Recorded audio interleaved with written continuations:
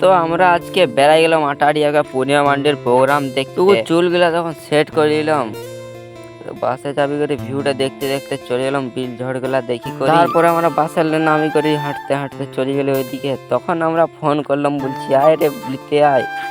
তখন চলে এলো আমাদেরকে লিতে 4 চাকাটায়। তখন চাবি করে চলে গেলে প্রোগ্রামের কাছে।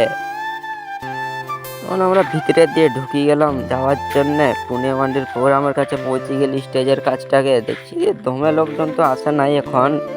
তারপর দিয়ে শুরু হয়ে যেতে দমে লোকজন জমা হয়ে গেল যে। তখন হিরো দাদুদের সঙ্গে আমিও দাঁড়ায় দাঁড়ায় দেখতে শুরু করে দিলাম প্রোগ্রাম। তখন প্রোগ্রাম শুরু হয়ে গেছে, প্রোগ্রাম দেখতে লাগাই দিলাম। তোমরা 2-4টা গান শুনিল পূর্ণিমা মান্ডির।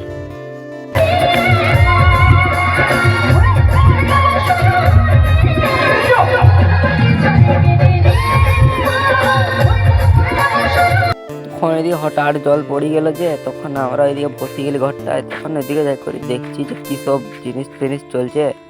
আজকে দেখছি এটা দমে কাদা আছে। এইদিকে দমে মাতাল নাচ করছে। মাতালের নাচ দেখতে চলে এলাম আমরা এই সাইডের দিকে। আসি করি কি দেখি বুঝছে আলো একটু কাদায় তোমার নাচ করছে। তখন আমরা নাচ ফাচ দেখি করে ঘরের জন্য বেড়াই গেলি।